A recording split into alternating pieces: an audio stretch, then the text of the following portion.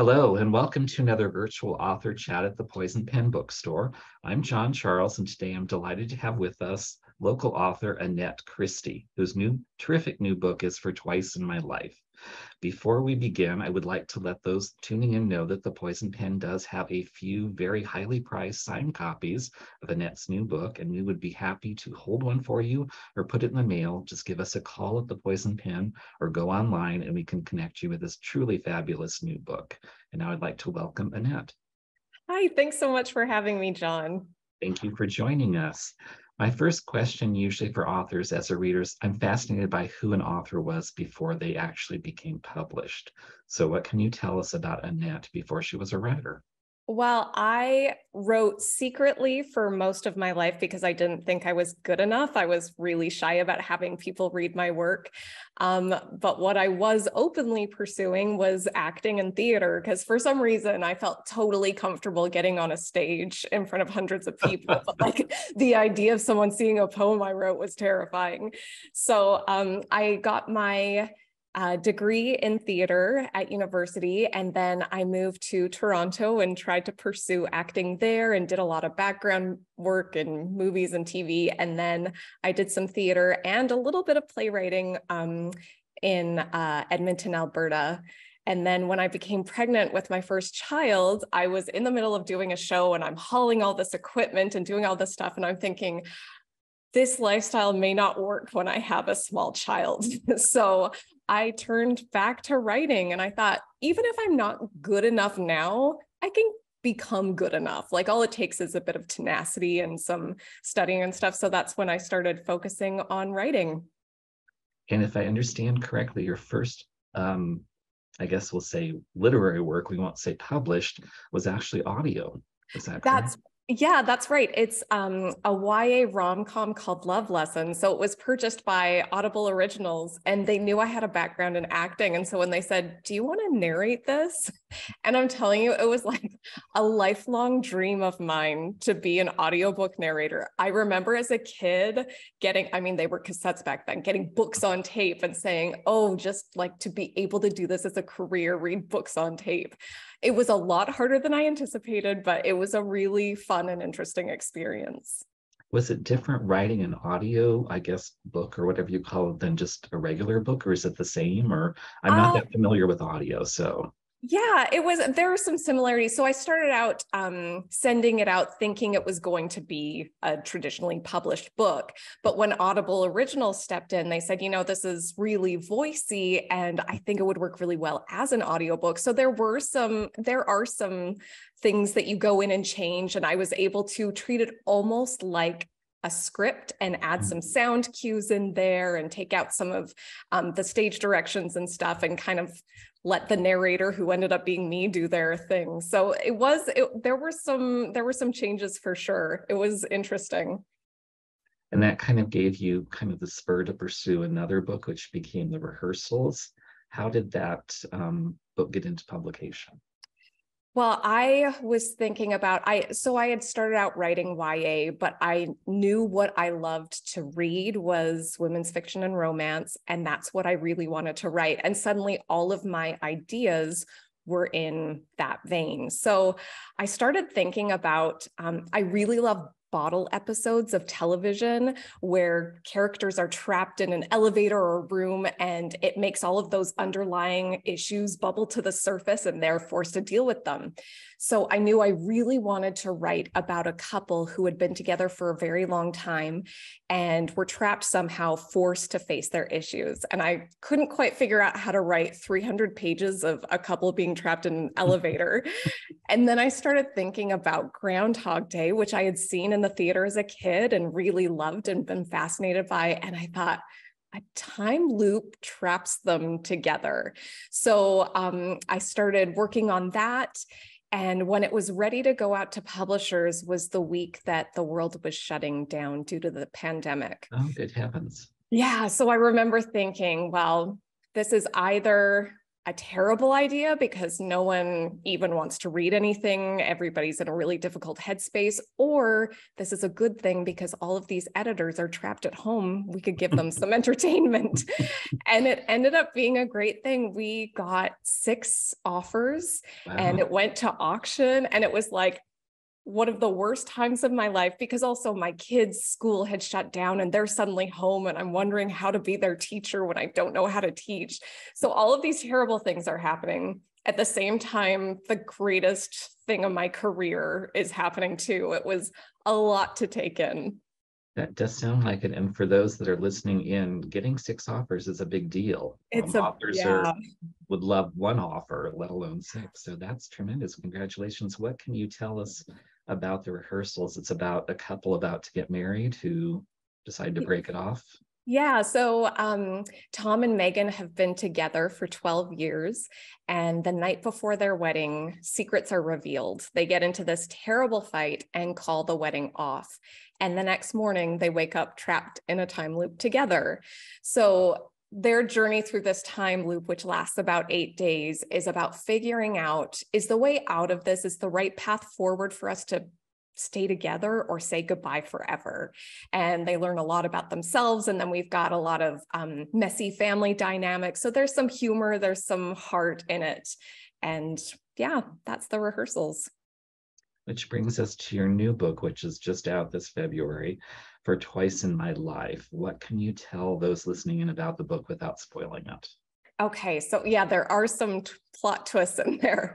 So For Twice in My Life follows Layla, who's just been dumped by Ian, and she loves him and has no idea why he broke up with her.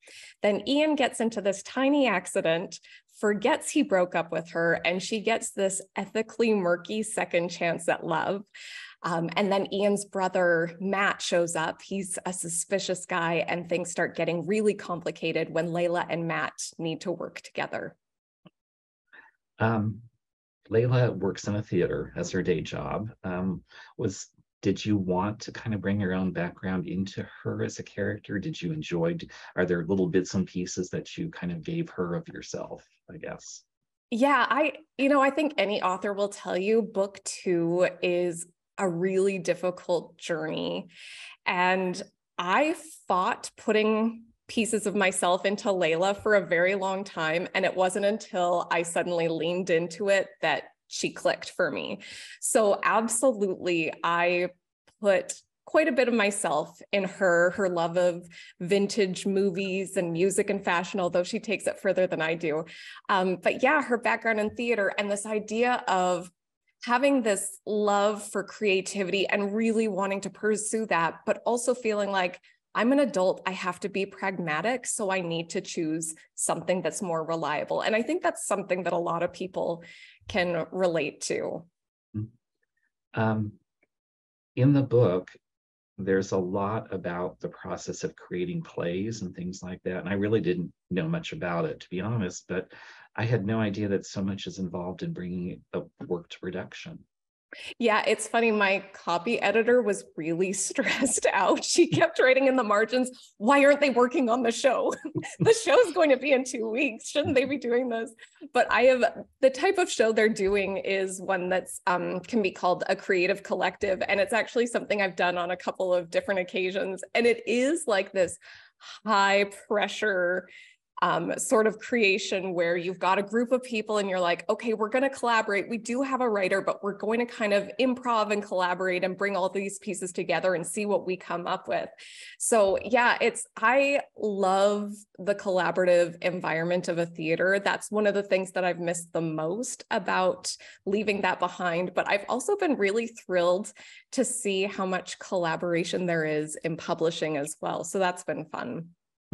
That's interesting. Both your first published book and your second book, For Twice in My Life, if you had to say they were about a theme, I would almost think it's about second chances or getting another opportunity. Why does that appeal to you as a writer? What is it about that?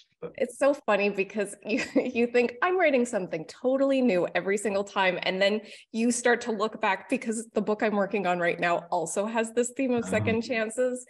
And I think it's because You know, there is this idea that we need to be perfect and we need to get things right on the first try. And I think we see it a lot in social media too, where we're trying to curate this idea that we are living our best lives every single day.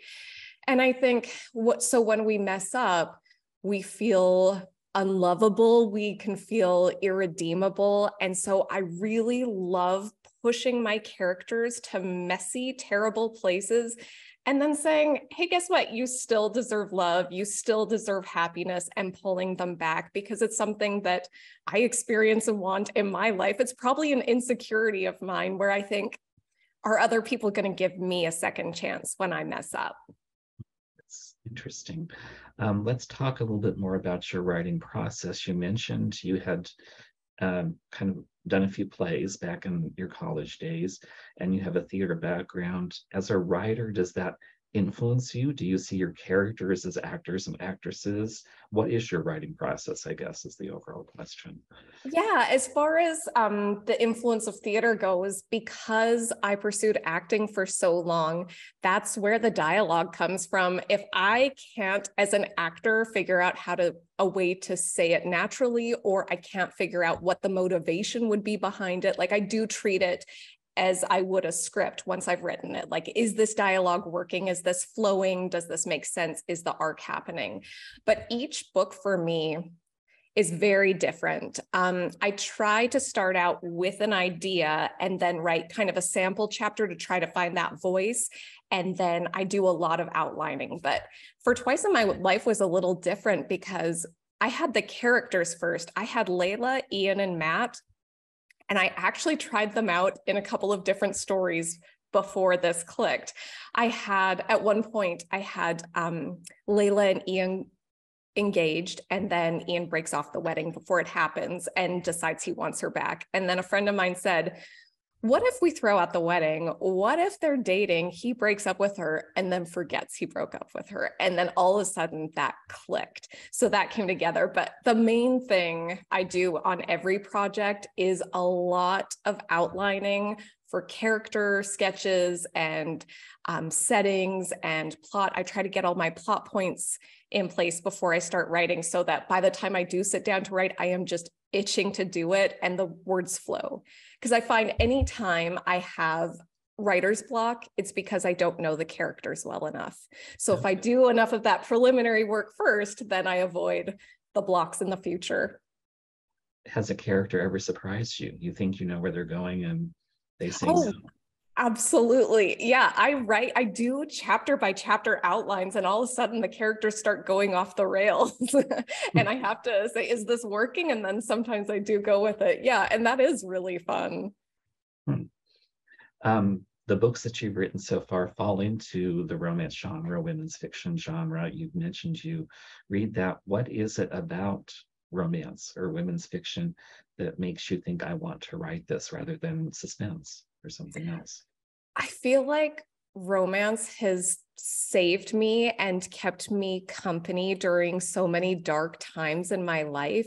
That's what I turn to for comfort. And with romance, there is the rule that you got to give them a happily ever after or a happily for now. And so that no matter how much angst, how much pain you're being taken through, you are going to be cared for in the end. And you're going to be able to see these characters find joy. And to me, like, there's two sides to the same coin. I also actually have started getting into some horror as well, because I do find that horror and romance are both exploring the human condition. They're both exploring issues, just in different styles. And so, yeah, I just feel very comforted by romance and women's fiction. And I love seeing myself in the characters and just falling in love with them. What were the book or books that got you hooked as a reader on the romance genre? So the first time I ever read a romance novel, I didn't know it was romance when I picked it up. I was doing a really long commute for a job. And so I would just go into the library and pick an audiobook at random to keep me company on the drive. And so the very first romance novel I ever read, I picked up this book called Natural Born Charmer by Susan Elizabeth Phillips, Oh, who's yes. written a ton of books. And I put it in, and I was so hooked. I wanted my drive to last longer. And then I listened to it again. And then I started getting a bunch of her other books. And that was what really drew me in, because she was so funny and the banter was just effortless. And it was just really, really fun. It was joy.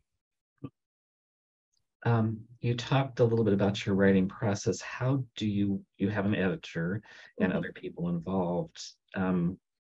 Is there a lot of give and take between you and your editor when your final manuscript is turned in? Is it pretty much just go from there? What is the process involved once you turn it into the editor? My editor is very hands-on and she is so smart. She really, really pushes me. And so she's very much been a partner for me on both of these books. I feel really, really lucky because, as I mentioned with For Twice in My Life, it took me a few tries to figure out where Layla, Ian, and Matt belonged. And she was the one. I was trying to put Layla in a different job. I had her as working in theater, and then I'm like, people don't want to read about theater majors. We're not likable people. And so I was putting her into marketing, a job that I had also had some experience with. And my editor stopped me and she's like, why can't she be creative? Like, it feels like that's what she wants. And so, yeah. And actually, I won't mention what the plot twist was, but she was also the one who said, what if this happens? And I mean, so she's a wonderful partner to work with on these books. In addition to writing your own books, if I understand correctly, you also work with other writers through something called Pitch Wars. Yes, Pitch Wars has sadly ended just this past year or two, but I started out as a Pitch Wars mentee. It's a writer's mentorship program where published authors take on a new writer and help them work a manuscript and then help them get an agent and hopefully published. And so after I was selected as a mentee and then got an agent, I volunteered as a mentor for several years. And the last year I did it was one of the most satisfying. I mean, I've seen several books I've worked on come to publication. There is this beautiful YA sapphic rom-com called I Think I Love You by Orion Desam. So that one is now published. And then this wonderful YA thriller writer, Andrea Contos, has had 3 books published. But the last one I worked on is called Jackal by Aaron Adams. And it is just this remarkable thriller with speculative horror elements that deals with social issues and race. And it is really one of the best books I have ever read in my life. So being able to help Erin on her journey to find an agent and get published was truly an honor. That's amazing. That book has gotten quite a lot of buzz too. Oh, I highly recommend it. Like I said, one of the best books I've ever read, ever. Now that you've published several books, you've been working at this for a while. What has surprised you the most as a writer about the whole business of publishing? I think that it doesn't get easier. I kind of assumed that once I hit the milestone of getting an agent, I would feel okay. Or once I hit the milestone of selling a book, I would feel okay. But nothing is guaranteed in publishing. And writing almost gets more difficult the more experience you have, because when you're starting out, you're just kind of going with it. But as you go along, all of a sudden you've got editors' voices and your agents' voices and all of this knowledge that's noise in your head as you're trying to write. I mean, I write faster now than I did, but it is not an easier process at all. Now, is there an expectation that you need to turn in a certain number of books within a time frame? I mean, I know most writers have that, but is that something that you're working at too? I actually like a deadline. Okay. I'm strange like that. It works a little bit with my anxiety where I'm like jumping out of bed and I am going to beat this deadline. So I'm actually just working towards my next project right now. So I have had a little bit of a break. And it's funny, I found the break is worse for me. Oh. Writing feels better than not writing. Even when I'm feeling that pressure, it feels better. What's the best piece of advice about writing you've ever received?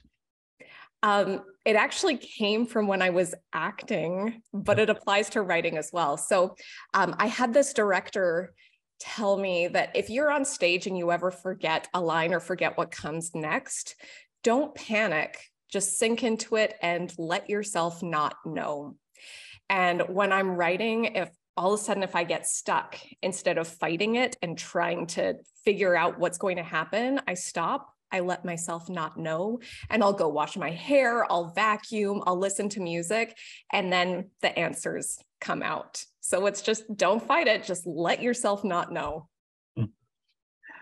You've mentioned a couple books you've worked on that are fabulous, but as a reader, what would you like to share with other readers? What are you adding to your list for this year?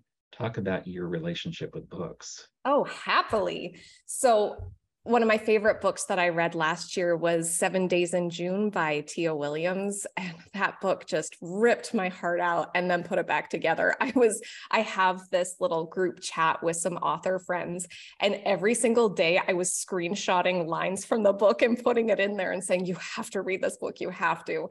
So I had heard that Before I Let Go by Kennedy Ryan was a good comp for that book. And so I was really excited to start reading that. So I'm almost halfway through that book, and it is really beautifully written. It is a second chance romance with a married couple, and it's remarkable. And actually, as a little side note, I just found out that I'm going to be on a panel with Kennedy Ryan at the Tucson Book Festival coming up in March. So that's pretty exciting. Oh. Yeah. So that is a book I'm really enjoying right now. I'm also, one of the books that was on my to be read pile from last year that I didn't get to was Tomorrow and Tomorrow and Tomorrow. So I'm excited to read that one. I've heard I have to emotionally prepare for that. I do belong to a book club here with my mom and some really wonderful retired women.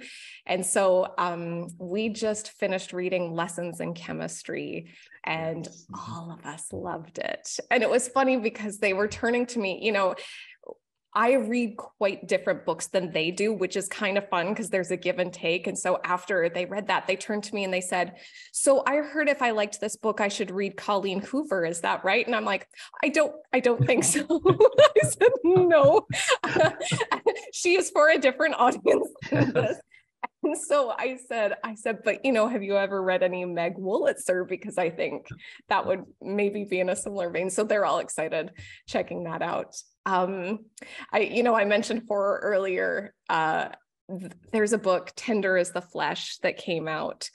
I looked at that, yeah. Yeah, so I have to find out if I'm brave enough to read it, but I've heard it's fantastic. There is a bit of cannibalism in there. So I do as much as I love romance and women's fiction, I find especially when I'm drafting a new book, I have to read outside that genre. Otherwise I get too in my head about it. So I'll often turn to nonfiction or horror thrillers and stuff. And I have a lot of Tana French I need to catch up on. She's one of my favorite authors. So I'll be checking her out as well. Do you think you gravitate towards these other genres because many of them are emotion driven, like romance? Oh, absolutely. Yes. My dad and I joke, my dad is an avid reader. Both my parents are big readers, but my dad is funny because he and I read very different things. And he is all plot driven, and he likes a lot of World War II books and thrillers and stuff. And he teases me because he's like, you just want to know about the emotional journey. And I'm like, yes, that's the most important, interesting part to me. Let's go back to your life as a writer, because you have published books. And I think what sometimes those of us who aren't in the business don't understand, it's not enough just to turn in the book. Now you have to get the word out about it. Since you have a background if I understand correctly, a little bit in marketing. Mhm. How does that work for you? I know there are a lot of authors who are more introverted and shy and do feel quite reticent about getting on social media. I think, thankfully, I left my dignity at the doors of the theater department in college. So I will happily get on TikTok. I will happily get on Twitter and Instagram and shout about my books. But it's so funny, like, even with a background, my background in marketing was more of the performance side. I would help do promotions and stuff, but even still, it is so difficult to try to figure out the algorithms or figure out what's going to work with readers. And I find the best marketing I can do is to try to connect with the readers themselves, like going in and doing signings in a bookstore. I have such great conversations with readers. I had one who had just been through a divorce, and in order to get her through that, she was finally picking up books again. She hadn't been a reader in 10 years, and that was really special. And I met another reader who had just lost her mom the week before, and she's like, I just need some books to keep me company and get me through. And I feel like that's the best way, is to connect with the readers one-on-one as much as you can, whether it's through signings or you can do it to some extent on social media. Yeah, you've mentioned social media. You do have quite a presence on TikTok, I think, and a few others. I'm working on it. There's no point in doing it if it's not fun. So I'm trying to have a good time with it. You've mentioned that Layla, Layla, yeah. Layla shares your love of several things, including classic films. Is there particular films that you go back to again and again? Yeah, I grew up watching those films with my mom, which Layla also does in the book. And so I was introduced to An Affair to Remember and Singing in the Rain. And then I got really into the first CD I ever purchased when CDs became a thing. I think I was 13, was a Frank Sinatra album. And so then I started looking into the Rat Pack and into those movies. And so Robin and the Seven Hoods and the original Ocean's 11. And those movies the pacing is, I think, difficult for people who are accustomed to the pacing of film and TV now, but there is such a romance to it and such a rhythm to it. And I do still enjoy them to this day. You can kind of see echoes of that in your books. You have that framework there for your characters. You mentioned you're working on another project. You don't have to say anything about it, but if you'd like to, now's your opportunity. Well, I have two that I'm hoping will see the light of day. So one is an epistolary novel. So it's told all through text. I love those. Yeah, I do too. And especially, the actor in me found it so much easier to slip into the voice of the character when I was writing their letters and text messages and emails and grocery lists. And it is about a couple who it spans 30 years, and they've gone from being elementary school nemesis to being middle school acquaintances and then allies, and then best friends in high school to make out friends. And then they sleep together one night and become strangers. So it's a little bit When Harry Met Sally, a little bit People We Meet on Vacation, but that is a book that's really special to me. And so I'm really hoping that that will see the light of day soon. And then I have another one that I'm in the middle of right now that explores identity and who we are when a woman has to try to patch things up with her first love and her family looking like a stranger. So that's all I can say about that one for now, but hopefully that one too, we'll see. I'm waiting for news on both of those, but I'm really excited about both of them. They sound terrific. Do you have a favorite epistolary novel that you go back? I don't know that I do off the top of my head. I did, when Bridget Jones' Diary came out, I had so much fun. I actually do think the movie is better than the book, but think so. Yeah, the movie's pretty fun, but the book was just so fun. And I think that was probably the first epistolary novel that I read. And that one stands out. Now, how can readers learn more about you and your books? You mentioned social media. Do you have a website? I do. Yep. My website is AnnetteChristie.com, and you can find me on Twitter, Instagram, and TikTok at Ms. Annette MC. Before we go, and I can't believe how quickly time has flown by. I know. That was so fast. In addition to being a terrific author, you have another claim to fame in that you were not in just one, but two Lindsay Lohan movies. Yes, I was. So that was when I lived in Toronto and was working as an extra. I mean, lots of actors and musicians and models. That was our side hustle. And so the first extra job I had was on Confessions of a Teenage Drama Queen. So I was in the audience during her performance at the end, and I had to pretend to be enthralled. And it was funny because at one point they seated me behind two lead characters, and I'm like, this is how I'm going to get on screen. So I positioned my head right between theirs. And there is like a half a second shot of me looking enthralled by Lindsay Lohan. And then the other one was Mean Girls. So I am at the very end scene when the fighting is going on and they're turning on the sprinklers. And it's the back of my head. I'm pinning a girl to the principal's office. So yeah. And now my daughter loves that movie. Who knew? You never know what will happen. It's true. It's just been an amazing time having a chance to chat with author Annette Christie, whose new book is For Twice in My Life. Truly a wonderful read this spring, this summer, whenever you'd like. I'd like to thank Annette for taking time to be with us today. I'd like to thank those who are tuning in to another author chat at the Poison Pen Bookstore. We look forward to seeing you in the store or online. Thank you again. Thanks so much, John. This was so much fun. Thank you. You were terrific.